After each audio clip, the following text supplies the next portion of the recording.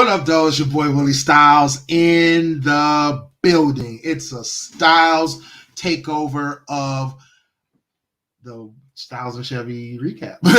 So it's a WillieStylez takeover of the recap and review. I'm going to be doing a recap and review for Marvel's Hawkeye. So definitely appreciate everybody for joining. Appreciate those who are going to be watching on the replay and checking me out and everything. Actually, let me get my other banner set up real quick, and then that way I can show it. All right, bet it up. So we're going to be doing Hawkeye episodes 1 and 2. Last night, Shevy, Smooth, and Sunny did a review and recap of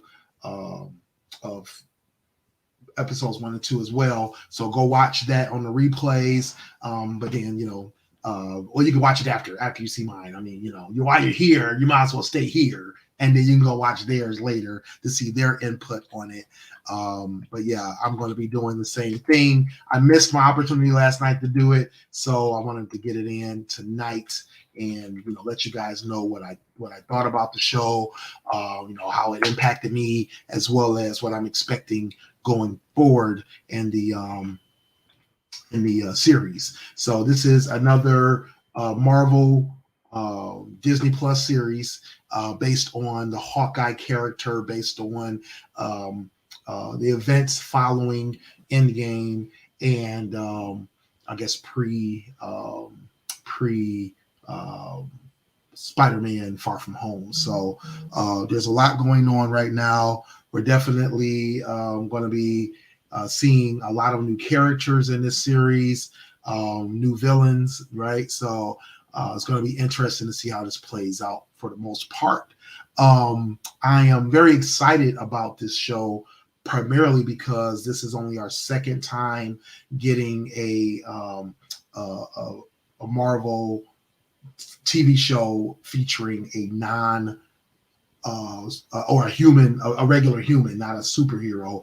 We got that with Falcon and the Winter Soldier. I mean, the Winter Soldier is a superhero, but the Falcon isn't, right? So he doesn't have super soldier serum. He doesn't have superpowers or anything. He's got a suit, and that's it.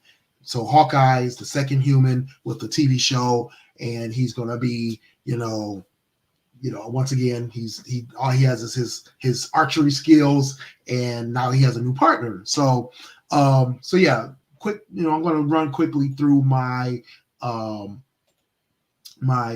review, my spoiler-free review, just so I can give you guys an idea of what I thought about the show overall without spoiling anything. So overall, I thought that Hawkeye episodes 1 and 2 were really action-packed, really great shows. They had great acting in it. I definitely enjoyed the acting. I definitely enjoyed the character development.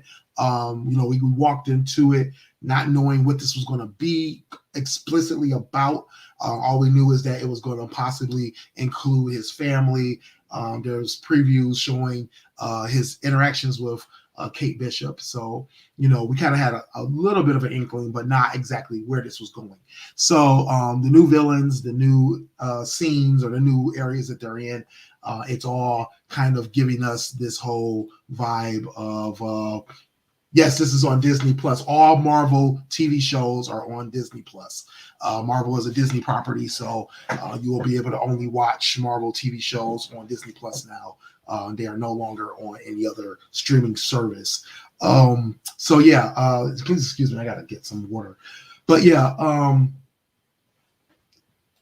Hawkeye did not die. No, Hawkeye was one of the only people that survived everything in Infinity War, and he became Ronin in Endgame, and was basically trying to be a vigilante, destroying the underworld in the Endgame or the post snap world. So and by the end of Endgame, he had came back on the Avengers, as just Hawkeye. And so this show picks up right after the events of Endgame. There was a preview that basically showed that this is going to be basically about his family and or going to include his family, not about his family. It's going to include his family. It's going to include his relationship with Kate Bishop, how it develops, and then we have to go from there. So, so episodes 1 and 2 got right to it. So I did enjoy that part of it. I definitely felt like the progression of the show is a good pace. They're 40 minutes or 40 or 45-minute shows each episode. I thought it was great. We got 2 episodes out the gate. Mainly because this will hopefully help us not have to run into the new year with the episodes. So we'll be able to get them all done by the new year. Spider-Man comes out just before the end of the new year or end of this year. So we'll have both of those to kind of to watch. No, it does not technically tie into WandaVision. Each show is separate.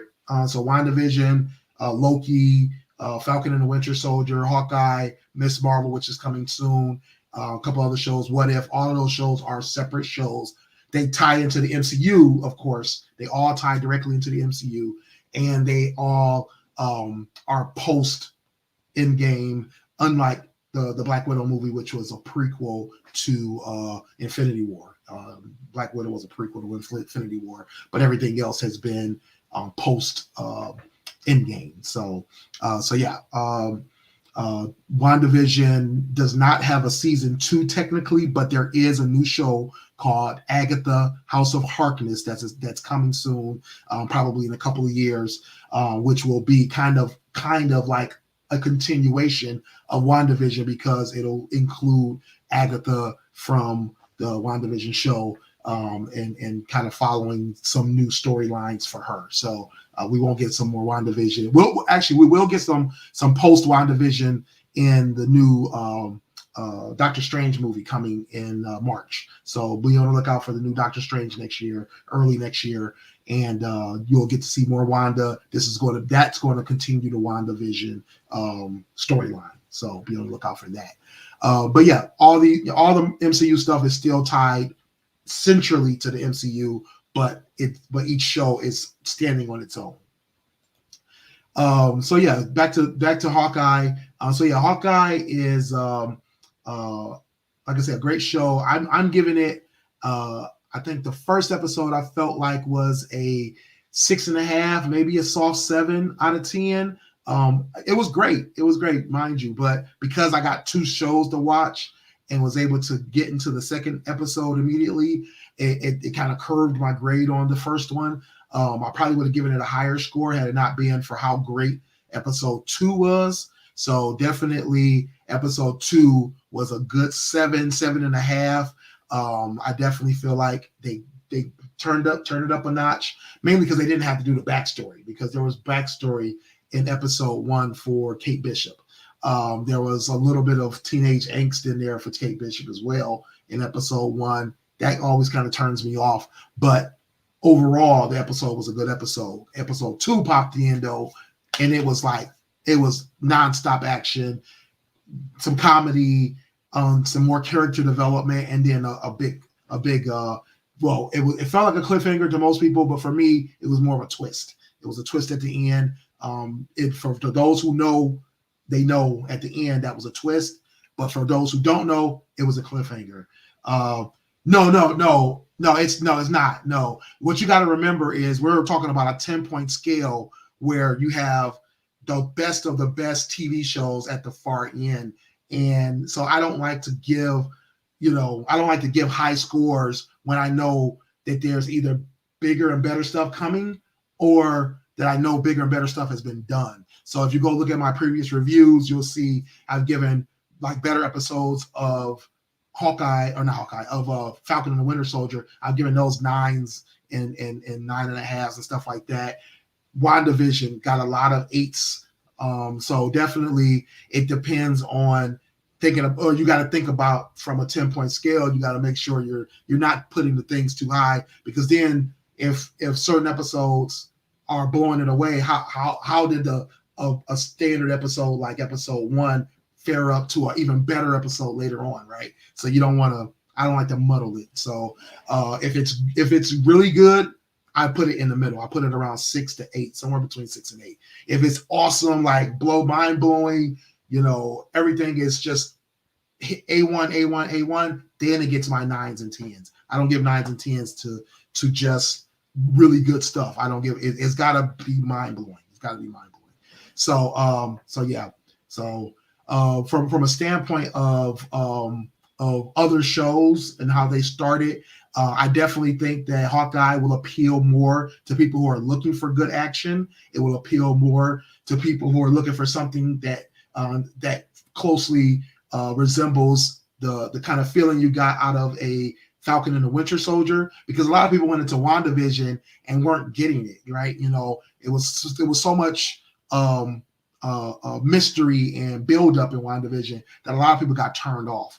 Where I was with it, I understood what was happening. I understood. So I think if you know, WandaVision was just a great show all the way around for you. Where a Falcon and the Winter Soldier appeals to people who are like, I need some action. I want to see things blowing up. I want to see people getting beat up. I want to see, So if you're into that kind of thing, Hawkeye is going to fit the bill. And I actually think Hawkeye was better episodes 1 and 2 than Falcon and the Winter Soldier. I felt like they kind of held back on the first couple episodes of Falcon and the Winter Soldier, but I felt like Hawkeye they came out punching. They came out punching. So definitely, I think they learned some lessons from previous shows. Loki was another one that started off a little slow because there was so much backstory. It was a ton of backstory. Even though we knew about Loki and we knew a lot about what's happening, but Marvel had to give us the backstory on the TVA. And they had to give us lessons on time travel and all this other stuff. And so it was so much that I think it was turning people off. So I think that, it took people a little while to get there.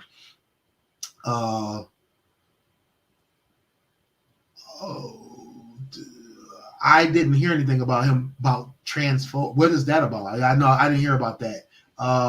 So if it has anything to do with the TV show, no, I don't see how it could be. I don't think there was any transgender people in the TV show. I mean, unless I missed something, and I usually don't. But yeah, I don't know what that could be about at all. But the Eternals is getting a lot of flack for having homosexual characters in it, when this is the first. Eternals was the first time Marvel has actually tried to be a more inclusive movie versus in the past where they've only hinted or just ignored it altogether. So you can't please everybody. Apparently, everybody is trying their best to down everything. If you don't have enough, oh yeah, right. It's if there's not enough, then they're mad. If there's too much, then they're mad. If they're in the middle, then they're mad. You can't please everybody. I think at this point, a lot of these shows have to give up on trying to please everyone. Do your best. That's all I can say is do your best. Yeah, include a little something, but transphobic, that's a stretch. I mean, I personally don't believe that you can be transphobic because you don't have transphobic inclusion. That makes no sense. There's shows that don't have black people in it. There's shows that don't have white people in it. Is everybody racist now too? Let's get over it. That's stupid. So that whole transphobic thing is kind of dumb to me. If that's what the reason is. If there's something I missed in the show that was really transphobic, they need to show me, because I don't know. But if it's just because of lack of representation, like, get over yourselves. That doesn't make sense. So anyway, in terms of the show itself, so let's get right to it. I'm going to go ahead and jump into the spoiler recap. If you haven't watched Hawkeye and intend to, definitely go watch the show. Episodes 1, 2, and 3 are actually out. I'm only going to be talking about episodes 1 and 2, and I'm only going to do a kind of a quick recap. I'm not going to go scene by scene. I'm just going to basically give you a basic idea. Spoiler, it's going to be some spoilers. I'm going to give you a basic idea of what happened and, why I thought it was important and that kind of thing.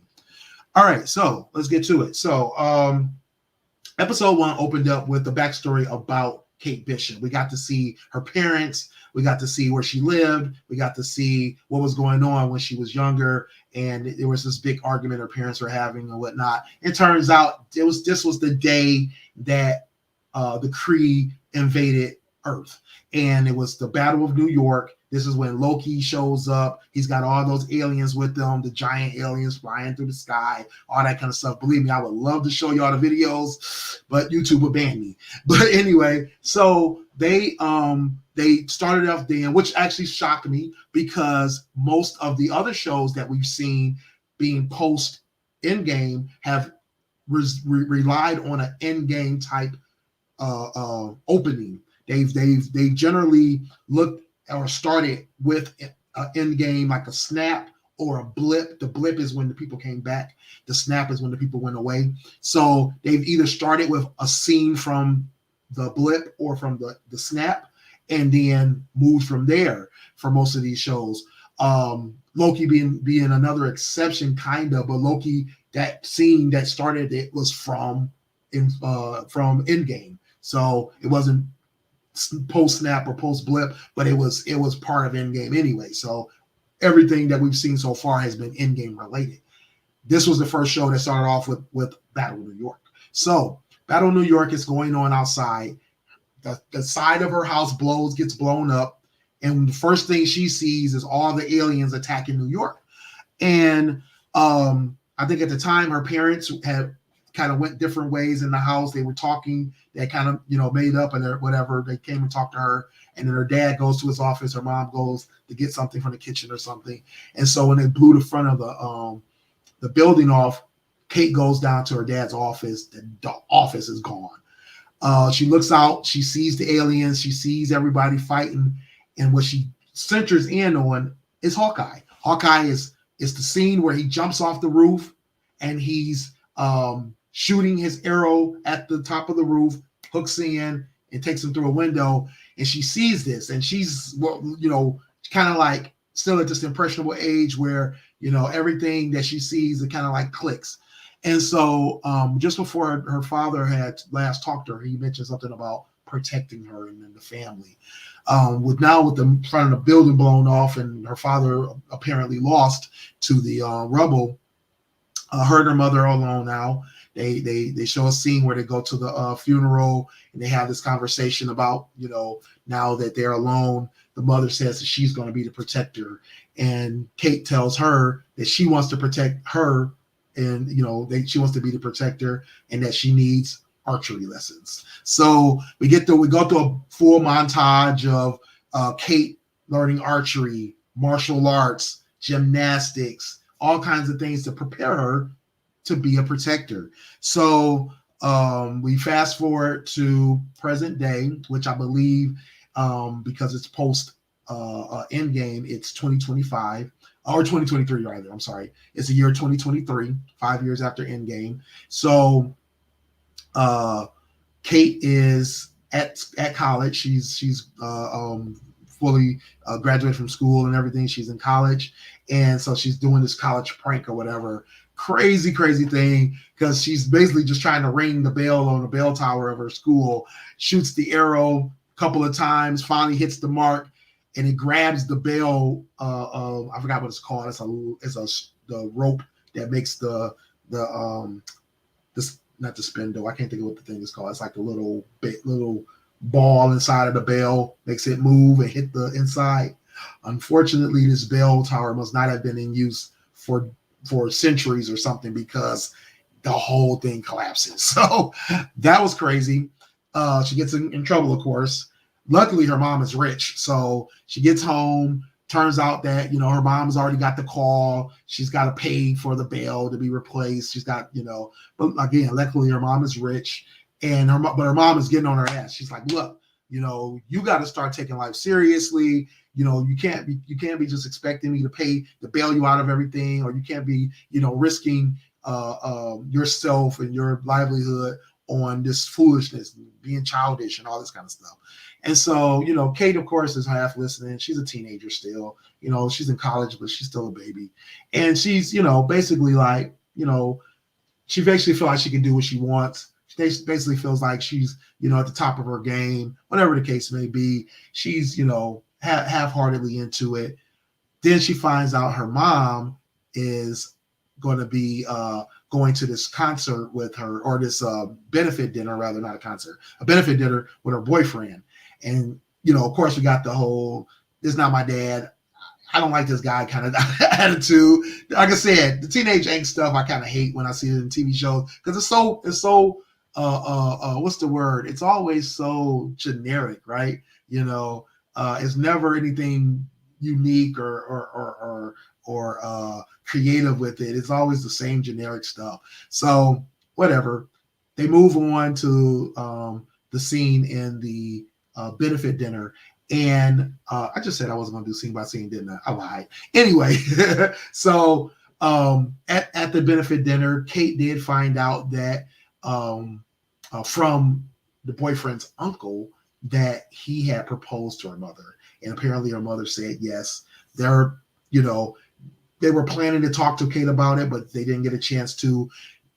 The uncle messy. I mean, just off rip, you could tell the uncle messy. Him and the nephew have some kind of feud going on. It's not clear what the feud is about, but basically they have this thing where they back and forth. They just, apparently don't like each other. And he's very furious with the mother as well. The uncle is. He's furious with the mother as well about something that she's hiding or that she didn't do for him. So Kate kind of overhears some of this stuff. That's the one thing we do find out. Kate likes to eavesdrop. From the first scene up until the last, Kate likes to eavesdrop. She likes to drop in places she doesn't belong. And I'll get to that later. So anyway, so she goes through the emotions of, being mad about the marriage, about, not being told. But then she also feels like there's something about this boyfriend that she just doesn't like. So she follows him through the benefit and finds out he's going to this this underground auction that happens to be underground. So she follows him to the wine cellar, and at the wine cellar, they're having this secret auction. And it turns out in the auction, they're selling Ronin's sword. So again, Hawkeye, Clint Barton, was Ronin during the Endgame movie. He was a vigilante, killing a bunch of crime bosses and taking out old crime gangs. And so the boyfriend, his name is Jack. So Jack ends up buying Ronin's sword. And during the auction, him and the uncle are going at it. I think the uncle's name was Armand the Fourth. And then apparently there's up to 8 Armands or something. Anyway, so Armand the Fourth and Jack are arguing about whatever they have, going at each other. Kate's in there knowing she shouldn't be, and she's basically trying to figure out what's going on. During the auction, or after Jack buys the Ronin sword, they bring out the Ronin costume, the whole Ronin uniform. Apparently they found it in the rubble at Avengers base when they were attacked by Thanos, and the base had collapsed. Somehow Hawkeye left the costume there. It got picked up by somebody. He's really not good at holding on to this costume, apparently. So anyway, they get ready to auction off the costume, and boom, somebody blows open a hole into the wall. I don't know how they blew a hole into a basement wall, but I didn't ask a lot of questions. Anyway, it turns out they're thieves. They came in there to steal something. They say they're looking for something in particular. I believe they were looking for a watch, but they were like, you know what? The watch is primary. Everything else is secondary. So that meant they could steal whatever they wanted. So they started stealing things. They didn't get the sword because Jack had the sword by the time they really got around the building. They took the suit though. They did try to grab the suit. And so I think they were trying to get stuff out of the building while they were still looking for this watch. Kate ends up seeing them, she was there, during the initial wall blow, but she starts to notice that they're stealing. And so she attacks a couple of the guys. She starts fighting them. She grabs the Ronin suit, puts the Ronin suit on. And so now she's Ronin because everybody thinks that she's Ronin. So they end up going back and forth for different battles. So this was why, out the gate from the time when they first started up throughout the whole show, lots of great, martial arts action, lots of fighting and things like that. So anyway, so she's fighting the guys. After she defeats a few of them, she runs into a couple that she really couldn't just take out. She finally figures out how to. So you see that she has some potential. She's not the best at what she's doing, but she definitely has a lot of potential. So she gets outside. She discovers that they were, bagging things up and they're taking it to the getaway van. She stops the guy from taking the things from in the getaway van. And then there's this dog out there that's like bothering the guy, apparently. So she ends up chasing the dog because the dog is in the street, and she tries to get him out of the street because he was about to get hit by a car. By then, people are taking pictures of her in the Ronin costume. They literally think the Ronin is back. So fast forward, we get to the scene where she's going home and, looking up or trying to figure out what to do next. She ends up taking the dog to her own house or to her apartment. She doesn't go back to her mom's house yet, but she takes the dog to her apartment, and then she decides to go try to follow Armand or go check on Armand and see what he knows. So she's still got the Ronin suit on. She goes and she sneaks into the house, and she discovers Armand IV is dead. So, like, I couldn't tell, but she was able to look and see that he was stabbed, which made her think, okay, who's going to really stab a guy, right? So she's starting to put two and two together. And so she gets out of there, and she starts to head back home. And then she runs into the Tracksuit Mafia. Now, Tracksuit Mafia is really a gang full of guys wearing tracksuits. So, and they're funny. They're absolutely hilarious. They say bro a lot. They say bro a whole lot. They're like, come on, bro. What's up, bro? I mean, it's crazy. It's crazy. So they offered a lot of comic relief. They were bungling idiots, though. Literally, their plans always going awry. She was able to beat up a couple of them. They did finally get her down, and then Clint shows up. Clint shows up and saves her. He tracks her. He had somehow tracked her down and was able to get her out of that situation. He gets her to the alley. He's like, look, who are you? What are you doing with this suit? Rips the mask off, figures out she's just a kid. And then he's like, what the heck? Now he's got to figure out how to get her out of trouble, because now the Tracksuit Mafia is after her. They think that she's Ronin. They know who she is because they've been tracking her just like Clint had. And so now they're on her case and on her trail. So they end up going back to her apartment. And so this is where we get to see this interaction between her and Clint. She gets to start discussing with Clint, what she's been doing, how she's been doing it. He's looking around at her apartment like, what the heck? Like, you're just a kid. But, he notices that she does have some trophies for archery, for gymnastics, for martial arts, stuff like that. So, I think he got intrigued a little bit. By the time they got halfway through it, Tracksuit Mafia tracked them down. So this is where you probably would have saw it in the previews where they were like tossing Molotov cocktails. He was tossing them back. They were, trying to get them out of the thing. They set the whole building on fire and whatnot. So that was crazy. He goes back out. They end up, deciding that they're going to try to figure out what to do next. And trying to remember what happened. I think this was like at the point where they basically figured out that they, had no choice but to not only just run, but really have to get away from the Tracksuit Mafia. So, and actually, I think I'm getting into episode 2 now already. I don't really have a full breakdown of what happened in each one, so you're going to have to excuse me. I'm just going to break it all down. Episodes 1 and 2, like I said, I'm going to make this quick. So anyway, so they end up leaving the suit behind, the Ronin suit in the burning apartment because they needed to get away. So they finally get out of there, and Clint has the idea that he's going to go back and pick up the suit. So they go to a safe house, the safe house being Kate's aunt's house or cousin's house or something. And so he, goes back to go find it.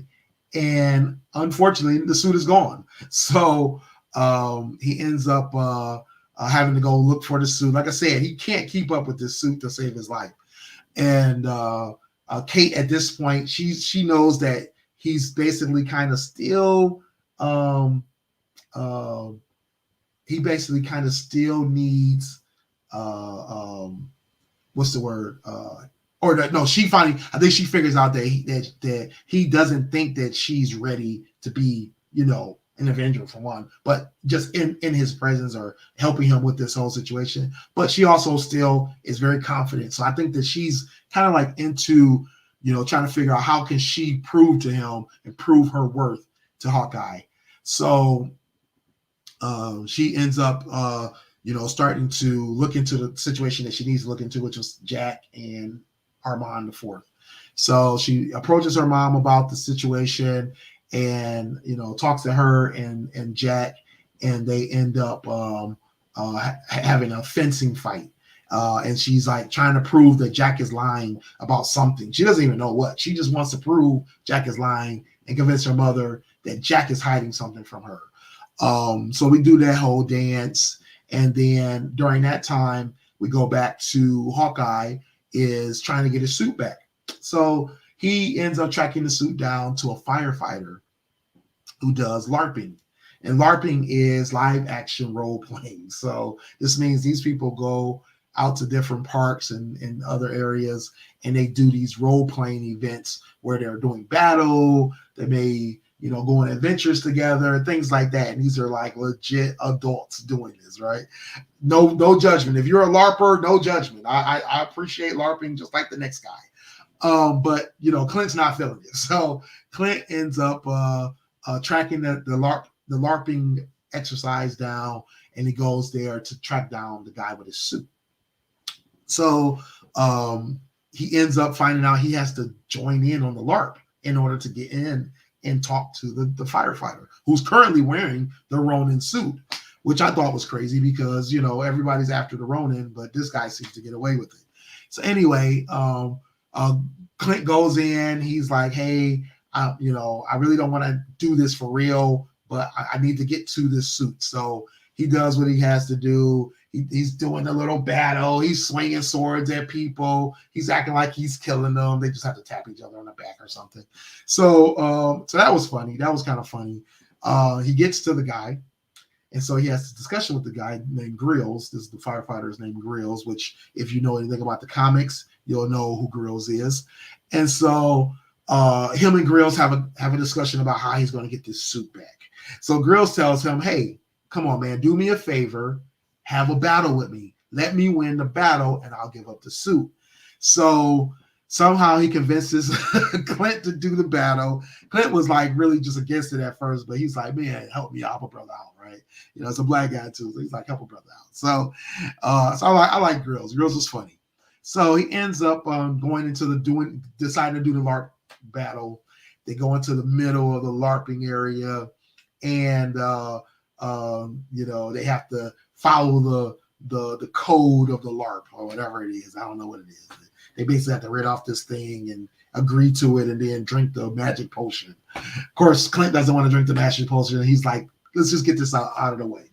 So they do the little battle, and it's so funny. He does all the stuff with the guy. And you can tell Clint really is kind of enjoying it a little bit. Like he's really kind of getting into it. You know what I'm saying?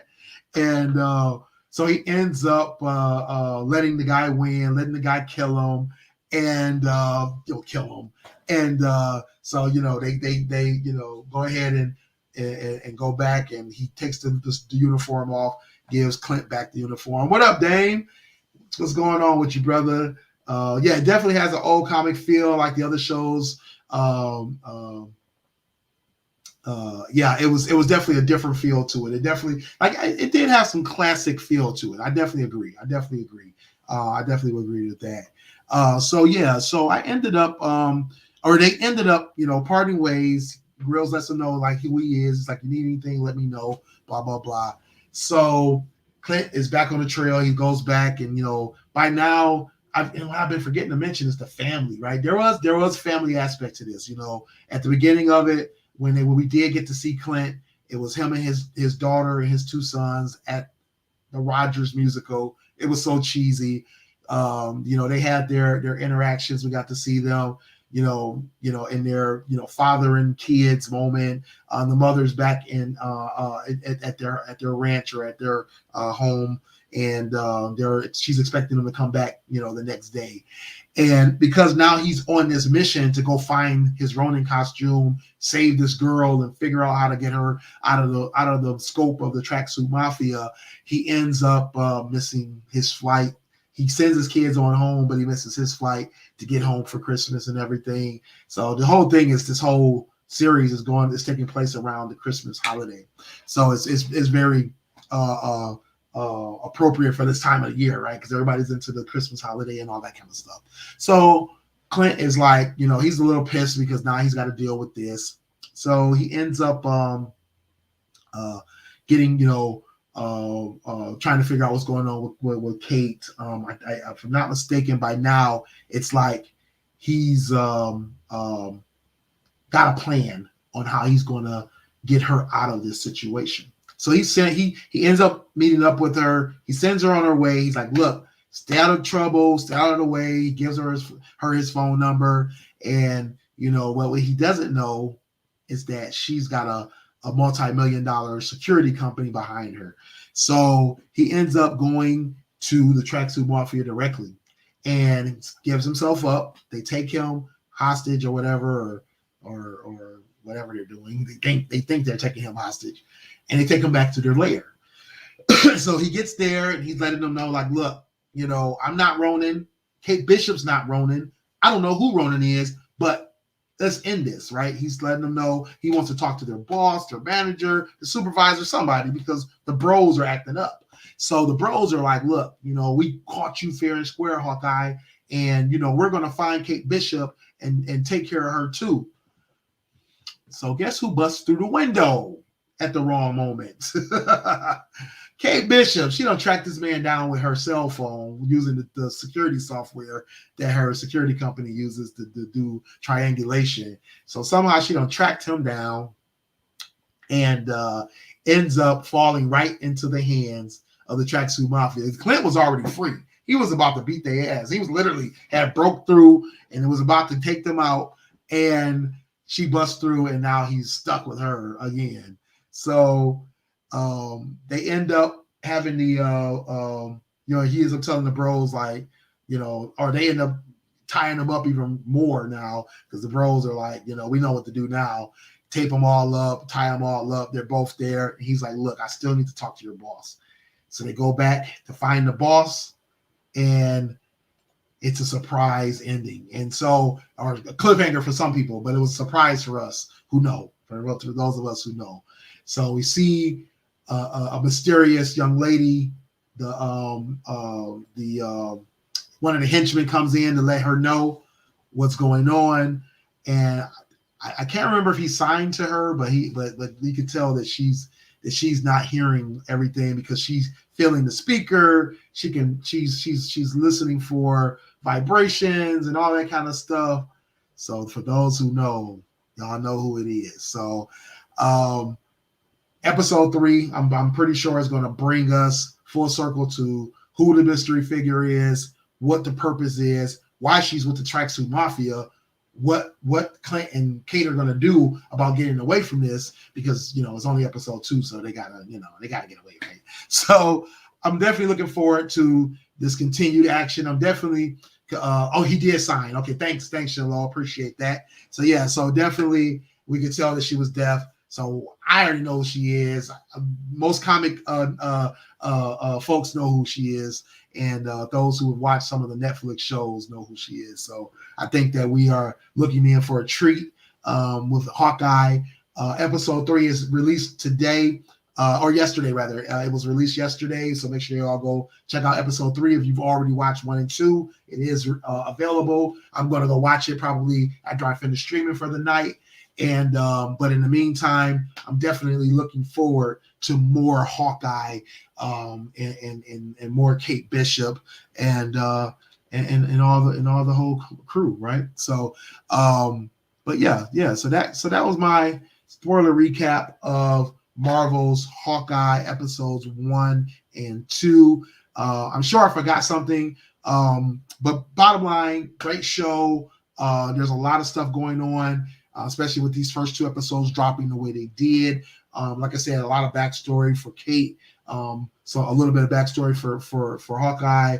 Great chemistry between the 2 of them. I'm definitely looking forward to how this continues to emerge. I think the biggest thing for me was how it's been, it developed, it's developing not too slow, but not too fast either. It's not like he's immediately trusting her. He's immediately, he's basically kind of like walking her through. He did give her some tips about, clean up her wounds, gave her some tips about her arrows, but that was it. He's basically trying to get in and out of this situation, get back home to his family.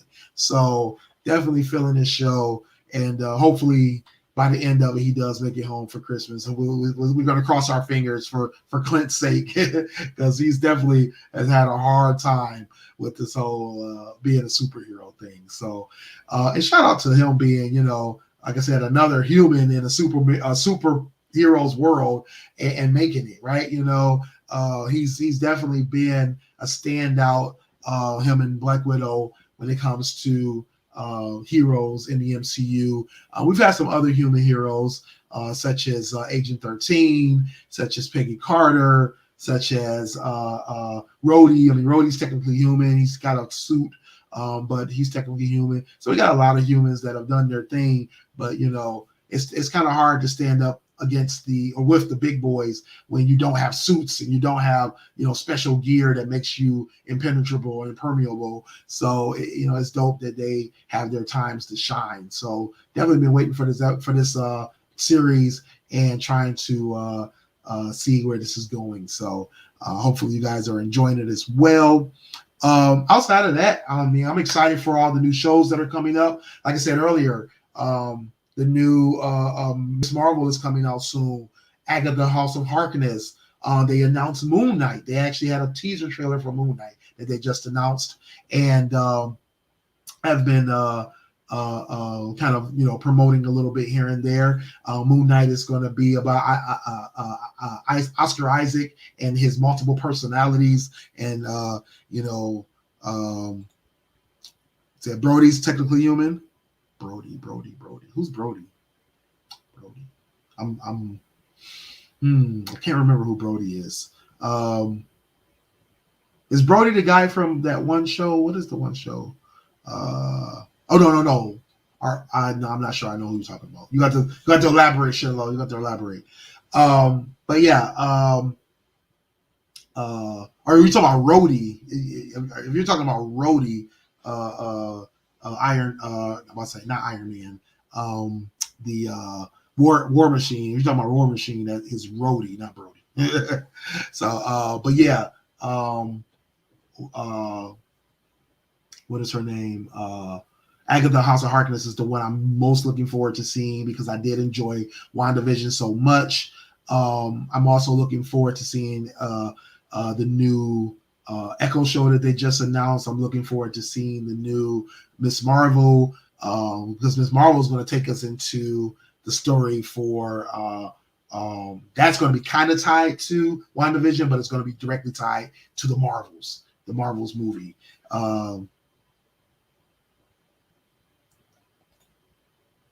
Oh no! Well, yeah, he's technically human. He was.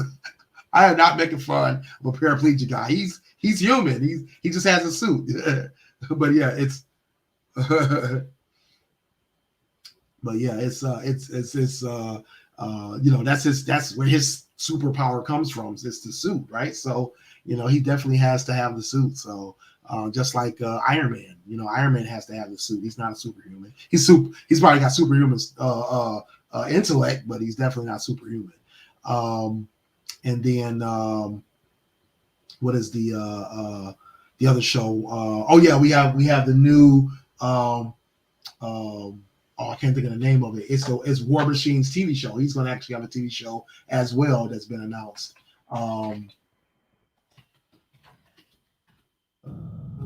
It is called Armor Wars. So yeah, so Armor Wars is coming soon. It's gonna Don Cheadle's gonna be in it as well. He's gonna be returning as War Machine. It's gonna have more to do with Iron Man's weapons falling into the wrong hands as usual, because it's always falling into the wrong hands. Oh, he said you're in the car talking to the phone and speech to text. Yeah, I feel you. I feel you, bro. But yeah, so definitely looking forward to War Machine as well, or Armor Wars as well. And then the big event that's going to be dropping, we're expecting either in 2024 or 2025 will be Secret Wars. So Secret Wars is going to be the War of the Scrolls. We're going to be having all the, you don't know who to trust, who's been replaced by a scroll. It's going to be crazy. But the one thing I'm trying to figure out is when you get replaced by a scroll, do they kill you or do they just let you, take you hostage, or what are they doing? That's what I'm trying to figure out in some of these situations. Because, I mean, a lot of these superheroes like that they're going to be replacing, it's going to be crazy. So, and then the question is going to be, how long have they been replaced? How long has the scroll been playing that person? So that's going to be interesting to see.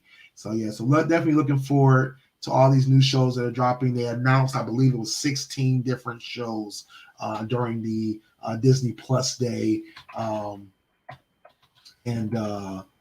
She-Hulk, that's another one. That's another one that's going to be awesome. So I'm definitely looking forward to a lot of these shows to be dropping, and we're definitely going to be inundated with a lot of Marvel stuff. So definitely looking forward to that.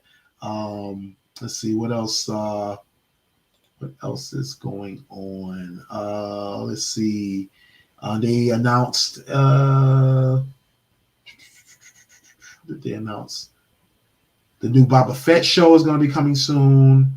Like I said, Moon Knight, She-Hulk, Miss Marvel, the new Spider-Man animated show. It's going to be about going back to the comic book roots of Peter Parker. It's called Freshman Year. It's going to be fully animated. Secret Invasion with Nick Fury coming back for that.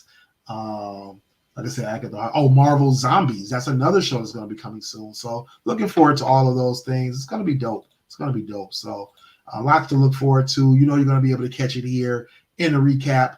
I might take a break on one or two of the shows. We're going to see. I don't know. I always say that kind of stuff, and I come back anyway. I was supposed to take a break this week because I couldn't make it to the show last night, but I'm here, right? So, we're going to see what happens, and we're going to see, what I end up doing. He said, ask Samuel Jackson. Right. We'll see. So, but yeah, so that's tonight's. Well, that's not the only show. Make sure you come right back here, 11 p.m. I'm going to be playing some games. I'm going to actually play Marvel's Avengers on the computer. Shinlo, if you're at home, jump in. Let's do this, baby. Let's do this. So we're going to try to play some Marvel's Avengers. It's gonna be if Shinlo joins me, it'll be my first time getting to play cooperative play. So I'm looking forward to that if he can get on, and then we can go from there. So once again, we're going to be here every week reviewing and recapping Hawkeye. So make sure y'all come back for that. So that's every Wednesday at 9 p.m. So not on Thursdays like I'm doing today. Today is a Styles takeover, but on our regular show, we're going to do Styles and Chevy recap Marvel's Hawkeye every Wednesday, 9 p.m. We're always going to be 1 week behind, give you a full week to watch the show. Come here and let us talk to you about it, all right? Outside of that, you have the Styles Radio Takeover every other Thursday, and then as well as the Gaming with Styles every other Thursday, both at 10 p.m. The Sex with Sunny show live is on 2 Fridays out the month at 6 p.m. I don't think she's doing a show tomorrow, but she'll definitely be here next week for a show next Friday. So make sure y'all come back for that. Mondays, 10 p.m. We're going to be here every Monday, 10 p.m. We always are every year, every weekend, or every Monday at 10 p.m. Doing the GFT radio show. Every Tuesday, 2 p.m. Catch How to Hustle podcast with Hype. You can catch him on audio only, or Tuesdays here on the YouTube channel for GFT radio show. And then you can always get all of our content at our websites, at our 30 minutes. All right, bro. I'm going to we on the pop in 30 minutes. I'll see you in 30. So yeah, definitely you can check out all our shows. And but yeah, outside of that, it's your boy WillieStylez in the building. Get at me everywhere at WillieStylez on IG and Twitter. I'm Willie.Styles on Snapchat and TikTok. Find me over at gamingwithstyles.com for gaming. That's where you're going to find me tonight, gamingwithstyles.com, or here on YouTube or here on Twitch. Make sure y'all check it out. Gaming with Styles will take you to Facebook gaming. So however you want to do it, gamingwithstyles.com. I'm going to be there at 11 p.m. in about 10 minutes. StylesRadio.com. That's where you can catch all the hot tracks that I'm listening to. Unfortunately, due to another ban by YouTube, I will not be doing any more radio play. I will do some reactions and some reviews of music, but it will not be any playing of the music anymore, unfortunately, due to YouTube bans. And then, like I said, make sure y'all get over at StylesRadio.com to actually listen to the music that I play or that I've been playing for the past week and, groove with me, right? WillieStylez.info for all my links. Make sure y'all get at me. All right, it's been another great night. Make sure y'all catch me in about 10 minutes. I'll be right back. All right, have a good night.